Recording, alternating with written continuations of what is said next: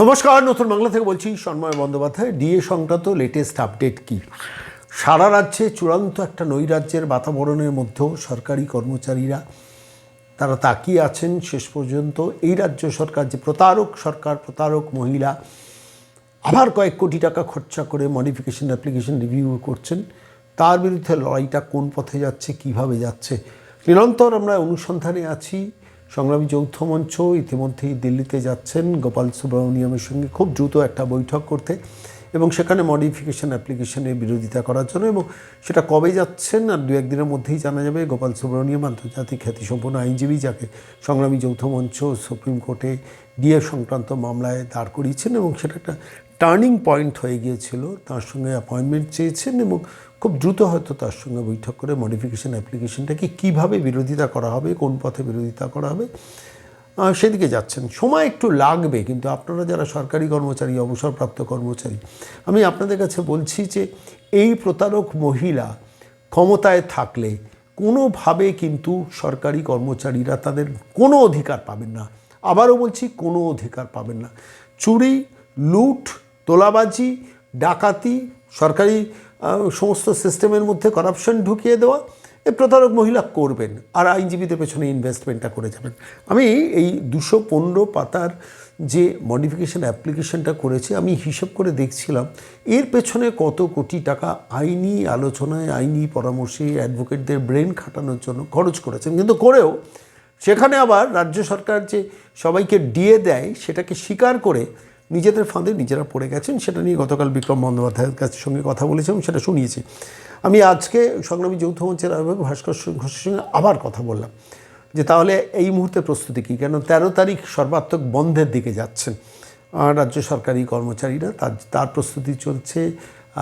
যৌথ মঞ্চের বিশ্বজিৎ চৌধুরীরা সর্বত্র প্রচার করছেন সেদিকে, আর এদিকে সংগ্রামী যৌথ মঞ্চের তরফ থেকে আইনি প্রক্রিয়া চলছে। আইনজীবী বিক্রম বন্দ্যোপাধ্যায়, সুদীপ্ত দাশগুপ্ত, তারা আইনজীবী সিদ্ধার্থ বন্দ্যোপাধ্যায়, তারা নিজেদের মধ্যে আলাপ আলোচনা করছেন কোন কোন পথে কীভাবে এই মডিফিকেশন অ্যাপ্লিকেশন বিরোধিতা হবে। এবং কিন্তু মূল রাজ্য সরকারের চেষ্টাটা হচ্ছে কোনোভাবে নির্বাচনটা পার করে দাও, আর নির্বাচন পার করে দিলে আমি এলে তো আমি আর ডিএটা দেবো না, আর যদি অন্য কোনো সরকার আসে তখন তার দায় হবে। তো সেক্ষেত্রে দাঁড়িয়ে মানুষের হাতে বিকল্প কিন্তু এই সরকারকে তাড়ানো। এ কথাটা আমি আগেও বলেছি, প্রতিদিন বলি, বারবার বলি, যে যেখানে জিতবেন তাকে জেতান, কিন্তু এই প্রতারক মহিলাকে নবান্নের 14 তলা থেকে সরান। এবং ধর্মতলায় মাছা বেঁধে বসে আছে, নাটক, যাত্রা, মেলোড্রামা সমস্ত কিছু করছেন। আমি আজকে এই পর্বে খুব ইন্টারেস্টিং একটা তথ্য আপনাদের কাছে দেবো, তারপর আমি ভাস্করবাবুর বক্তব্যটা শোনাবো। সংগ্রামী যৌথ মঞ্চ প্রায় 1100 দিন ওই শহীদ মিনার ময়দানে বসে আছেন। আপনারা জানেন লাগাতার সরকারি কর্মচারীদের অধিকার, কন্ট্রাকচুয়াল কর্মীদের পার্মানেন্ট করা, অপূর্ণ পদে রিক্রুটমেন্ট করা এবং অবশ্যই সরকারি কর্মচারীদের তাদের হকের ডিএটা আদায় করার এই লড়াইটা সে ফিজিক্যালি লড়ছেন, মাঠে থেকে লড়ছেন। তো সেই যে লড়াইটা শহীদ মিনার ময়দানের তলায়, সেইখানে ইতিমধ্যে প্রায় 500 পুলিশ, ভাস্করবাবুর কথা অনুযায়ী, এন্টায়ার শহীদ মিনার চত্বরটাকে ঘিরে রেখেছেন যাতে মাছি না গলতে পারে। অর্থাৎ মমতা বন্দ্যোপাধ্যায় মাচা বেঁধে যে মেলোড্রামাটা করছেন না, নাটক আর ভণ্ডামি আর মিথ্যা কথা বলার একটা খেলো ড্রামা করছেন, তো সেখানে সংগ্রামী যৌথ মঞ্চের মঞ্চ থেকে যাতে কোনো রকম কেউ গিয়ে সরাসরি মমতা বন্দ্যোপাধ্যায়ের ওখানে কোনো ডিস্টারবেন্স না করেন। আপনি ভাবুন, এন্টায়ার কলকাতা পুলিশের কত কোটি টাকা ব্যয় হচ্ছে শুধু এই প্রতারক মহিলার ওই মঞ্চ বেঁধে এই মেলোড্রামা করার জন্য। সে তো গেলো একদিকে। আমি সরাসরি ভাস্করবাবুকে জিজ্ঞেস করেছিলাম, আপনার কি সত্যিই সেরকম কোনো পরিকল্পনা নিয়েছিলেন নাকি যে মমতা বন্দ্যোপাধ্যায়ের কাছে প্রতিবাদ ওখানে জানাতে? ভাস্করবাবু বলেন যে সেটা আমাদের প্রতিবাদের পথ নয়, ওইভাবে এই মানুষের অধিকারগুলো আদায় হবে না, ডিএ আদায় হবে না। লড়াইটা আইনগতভাবে লড়তে হবে এবং রাস্তায় থেকে লড়তে হবে সমস্ত সরকারি কর্মচারীদের নিয়ে। ফলত 13 তারিখের বন্ধের পেছনে কিন্তু তৃণমূল কংগ্রেসের ফেডারেশনের মধ্যে নিজেদের নাম যুক্ত করে আছেন এমন বহু মানুষ কিন্তু নৈতিকভাবে চাইছেন বন্ধটা সর্বাত্মকভাবে সফল হন। আমি সরাসরি তৃণমূল কর্মচারী ফেডারেশনেরই সদস্য হিসেবে যুক্ত আছেন, আমি তাঁকে একবার জিজ্ঞেস করেছিলাম, তার সঙ্গে আমার পরিচয় আছে, যে শেষ পর্যন্ত আপনি কী চাইছেন, বন্ধটা হোক না হোক না? বলুন, বিশ্বাস করুন, আমরাও চাইছি বন্ধটা হোক। একাধিক পুলিশ কর্মচারী, মানে সেটাই খুব ইন্টারেস্টিং, একাধিক পুলিশ কর্মচারী চাইছেন বন্ধটা সর্বাত্মক হোক। একাধিক পুলিশ কর্মচারী মমতা বন্দ্যোপাধ্যায়ের সর্বাত্মক বিরোধিতা মনের দিক থেকে করছেন, প্রকাশ্যে মুখ খুলতে পারছেন না। যারা সরকারি সেক্টর, আন্ডারটেকিং, কর্পোরেশন, পুরসভা, যাদের নিয়ে মিথ্যে কথা ওই 215 পাতার মডিফিকেশন অ্যাপ্লিকেশনে বলেছেন, তারাও বুঝতে পারছেন যে প্রতারক মহিলা না সরলে কিন্তু শেষ পর্যন্ত সলিউশনটা হবে না। বিশেষ করে কন্ট্রাকচুয়াল কর্মীরা কেউ পার্মানেন্ট হবেন না। এবং এই প্রতারক মহিলা সরকারে এলে না, আমি আপনাদের কাছে বলছি, বহু সরকারি কর্মচারী, আমি প্রচুর তথ্য পাচ্ছি, খবর পাচ্ছি, মানে পাবলিক হেলথ ইঞ্জিনিয়ারিংয়ের যারা engineer, junior engineer, assistant engineer, contractual engineer, তাদের ডিসেম্বর মাসের পর থেকে আর মাইনেটাই হচ্ছে না। সমস্ত পিএইচসি কন্ট্রাকচুয়াল কর্মীদের মাইনে হচ্ছে না। সরকারটা কোল্যাপস করে যাচ্ছে। আবার বলছি, সরকারটা একদম খাদের মধ্যে পড়ে যাচ্ছে, আর্থিকভাবে দেউলিয়া হয়ে গিয়ে। ফলত সেই সরকার ক্ষমতায় যদি কোনোভাবে ফিরে আসে, তাহলে সরকারি কর্মচারীদের একদম নোট লিখে রাখুন, এই প্রতারক মহিলা কিন্তু কোনোভাবে একটি টাকাও দেবে না, আইনজীবীদের পেছনে খরচা করবেন।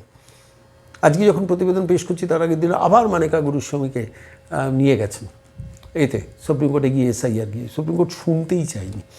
এই অসভ্যতা মহিলা করেই যাবেন। ডিএ মামলার টাকা মিটিয়ে যাচ্ছেন এখনও পর্যন্ত সমস্ত আইনজীবীদের পেছনে, এসআইআর মামলায় আইনজীবীদের পেছনে প্রতি সপ্তাহ শেষে বিল ক্লিয়ারেন্স হয়ে যাচ্ছেন। আনন্দবাজারের মুখ বন্ধ করে রাখা হচ্ছে, বিজ্ঞাপনের টাকা মাসের শেষে রিলিজ করে দেওয়ার নির্দেশ দেওয়া হয়েছে। বর্তমান আজকাল প্রতিদিন নিউজ 18, জি 24 ঘন্টা, মানে ঢাকঢোল পেটানো যে মিডিয়া গোষ্ঠী মমতা তৈরি করেছেন, তাদের দিয়ে তাদের যাতে ঠিকমতো মাসের শেষে তথ্য সংস্কৃতি দপ্তরের বিলটা যাতে মেটানো হয় তার নির্দেশ দিয়ে দিয়েছেন। ফলত সবাই একদম অন্ধকারের মধ্যে তলিয়ে যাচ্ছেন, কেন গণতন্ত্রের চতুর্থ স্তম্ভটাকে প্রায় দমিয়ে দিয়েছেন। এবং তারা গলার শিরা ফুলিয়ে আহা মমতাদি কী বলিলেন গোছের ওই ধর্মতলার মাচার বক্তব্যটা প্রচার করছেন।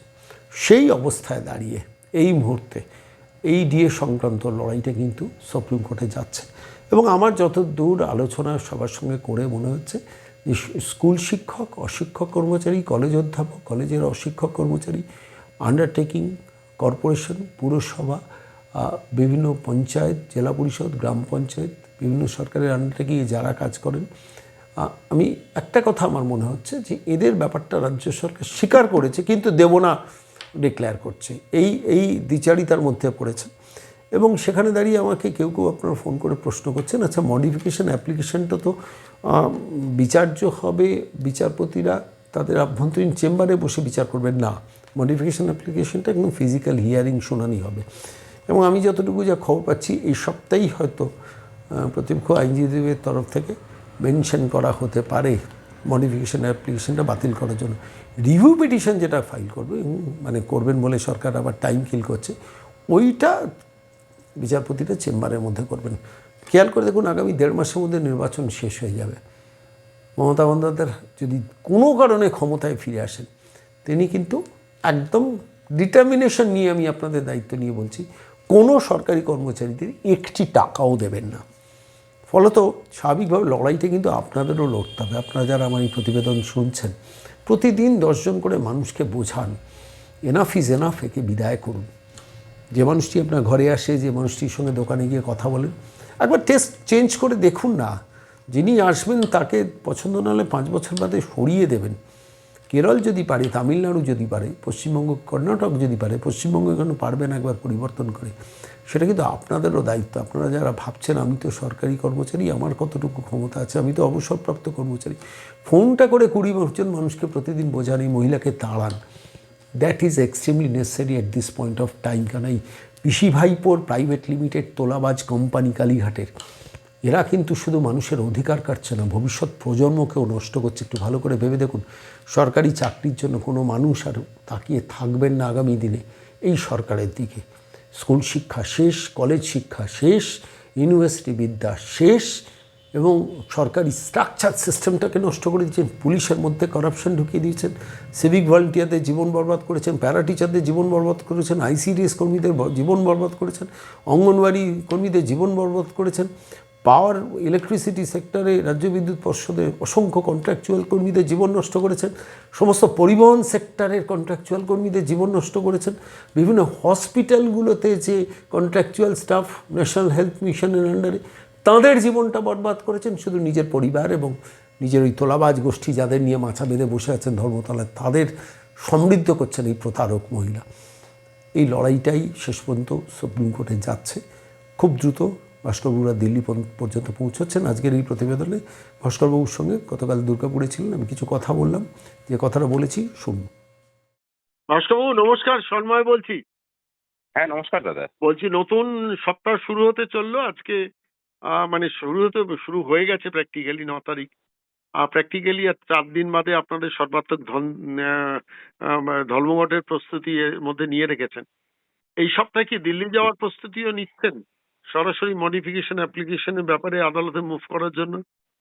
মডিফিকেশন অ্যাপ্লিকেশন সরকার যেটা করেছে, সেখানে ইন্দু মালহোত্রা কমিটির যে রিপোর্ট জমা পড়েছে, আমাদের মনে হয়েছে যে সেখানে স্ববিরোধিতা আছে এবং সরকার কোথাও তথ্য সাপ্রেস করেছে। মূল যে রায় ছিল সেই রায়ে আপনারা হয়তো লক্ষ্য করেছেন যে employees of the state government লেখা আছে, স্টেট অফ ওয়েস্ট বেঙ্গল লেখা আছে, গভর্নমেন্ট এমপ্লয়িজ কিন্তু লেখা নেই। সেটা যদি লেখা থাকতো তাহলে শুধুমাত্র সরকারি কর্মচারী যারা পার্টিকুলারলি তাদের জন্য এটা কার্যকরী হতো। কিন্তু যেহেতু রায়ের কপিতে employees of the state of West Bengal লেখা আছে, তাই এইটার যদি আইনগত ব্যাখ্যা ধরেন তাহলে কিন্তু এটা সমস্ত স্তরের কর্মচারীর জন্যই রায়টা প্রযোজ্য হয়েছে বলেই এরা মডিফাই করে সেটাকে শুধুমাত্র গভর্নমেন্ট এমপ্লয়িজদের জন্য কার্যকরী করার কথা ওখানে বলেছে। কিন্তু আমাদের প্রশ্ন হলো, সেখানে তোমরা মডিফিকেশন অ্যাপ্লিকেশন করলে সেটা মানে সেটা গৃহীত না হওয়া পর্যন্ত ফুল তথ্য ইন্দু মালহোত্রা কমিটিকে দেওয়া মানে তো সাপ্রেশন অফ ফ্যাক্টস হলো, এবং সরকার যে মানে কোর্ট যে রায় দিয়েছে সেই রায়ের থেকে বাইরে বেরিয়ে গিয়ে নিজের মতো করে কাজ করা হলো। এটা আমাদের মনে হয়েছে সেই বিষয়ে আমরা কোনো প্রতিবাদপত্র পাঠাবো কিনা আমাদের দিল্লিস্থিত আইনজীবী যিনি আছেন গোপাল সুব্রমণিয়ামজি সহ তাদের যে টিম, তাদের সাথে কথাবার্তা চলছে। বিক্রম ব্যানার্জি এই বিষয়ে আমাদের ব্যাপারটাকে লিড করছেন আর কি, এবং সিদ্ধার্থ ব্যানার্জিও আছেন। উনি দিল্লির বাইরে আছেন, ফিরলে পরই আমরা ওনার সাথে গিয়ে কথাবার্তা বলে হয়তো অনলাইন কনফারেন্স করবো, অথবা দিল্লিতে গিয়ে পরে আমরা কনফারেন্স করে এই বিষয়টা ঠিক করবো। সেক্ষেত্রে 13 তারিখের আগেই, ধর্মঘটের আগেই দিল্লিতে মুভ করবেন সরাসরি আইনজীবীদের সঙ্গে? হ্যাঁ, মানে এটা নির্ভর করছে সম্পূর্ণরূপে গোপাল স্যারের মানে টাইম পাওয়া নিয়ে। হ্যাঁ, টাইম পাওয়া নিয়ে। তাকে যেদিন পাবো আমরা সেদিনই ওখানে যাব। আমরা অনেকগুলো অপশন, মানে রণনীতির কারণে আমরা সেগুলোকে ওপেন করছি না, কিন্তু অনেকগুলো অপশনকে আমরা স্থির করে রেখেছি। একটা বিষয়ে কর্মচারী মহলকে, শিক্ষক শিক্ষিকা, পঞ্চায়েত কর্মী, পৌরসভার কর্মী সহ যারা বিভিন্ন বোর্ডের আন্ডারে কর্মরত আছেন, তাদেরকে এডেড হিসেবে দেখিয়ে পরে আপাতভাবে ইন্দু মালহোত্রা কমিটির কাছে যাদের সংখ্যাটা দেখানো হয়নি, তাদেরকে নিশ্চিত করছি আপনারা নির্ভয়ে থাকুন, সংগ্রামী যৌথ মঞ্চ আপনাদের পাশে আছে, এবং এই লড়াইটাকে আমরা শেষ পর্যন্ত লড়ে সকলের, যেহেতু বকেয়া মানে ডিএ বকেয়া আছে, সকলের জন্যই এটা আদায় করে ছাড়বো। এবং যেটা নিয়ে কনফিউশন তৈরি হয়েছে, যেটা নিয়ে আপনিও ফেসবুক লাইভও করেছেন, সেটা হচ্ছে কোনোভাবে কোনো কারণে ওই স্কুল শিক্ষক কর্পোরেশন আন্ডারটেকিং কাউকে বাদ দেওয়া চলবে না। যেটা যেটা রাজ্য সরকার নিজেরাও প্র্যাকটিক্যালি ওই পার্টিকুলার পেজে নিজেরা বলেওছে যে আমরা এদের দিই, সরকারি কর্মচারীদের বলতে স্কুল শিক্ষক কর্পোরেশন আন্ডারটেকিং লোকাল বডি সবাইকে আমরা দিয়ে দিই। সেটাও তো স্বীকৃত একটা, মানে সরকারের পক্ষ থেকে স্বীকৃত। ফলত সেটাকেও কি আপনারা সুপ্রিম কোর্টের কাছে গিয়ে সরাসরি মেনশন করবেন? হ্যাঁ, অবশ্যই। তার কারণ হচ্ছে যে এটা তো এভিডেভিট হিসেবে দিয়েছে। এর আগে যেটা দিয়েছিল সেটা রিটিন নোট অফ সাবমিশন ছিল, সেটা এভিডেভিট কপি ছিল না। কিন্তু এখন যেটা এই মডিফিকেশন অ্যাপ্লিকেশনের মাধ্যমে যেটা দিয়েছে সেটা তো এফিডেভিট করে তারা দিয়েছেন। তারা তো স্বীকারই করে নিয়েছেন যে হ্যাঁ এখানে দেওয়া হয়। তাছাড়া ধরুন যে 2009-এর যে রূপা আছে সেখানেও এই কথাটা পরিষ্কার করে লেখা আছে, মূল রূপার মধ্যেই লেখা আছে যে কোন কোন ডিপার্টমেন্টের কর্মচারীরা ডিএ পান, এই এর ফলে আওতাভুক্ত হবেন। সুতরাং এগুলোকে আমরা আগেও জমা করেছি, সওয়াল জবাব পর্বেও তারা মোট সংখ্যার কথাই উল্লেখ করেছেন।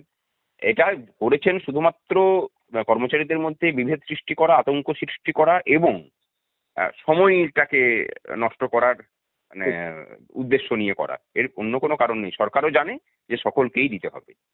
ঠিক। অনেক ধন্যবাদ ভাস্করবাবু, অনেক ধন্যবাদ। ধন্যবাদ।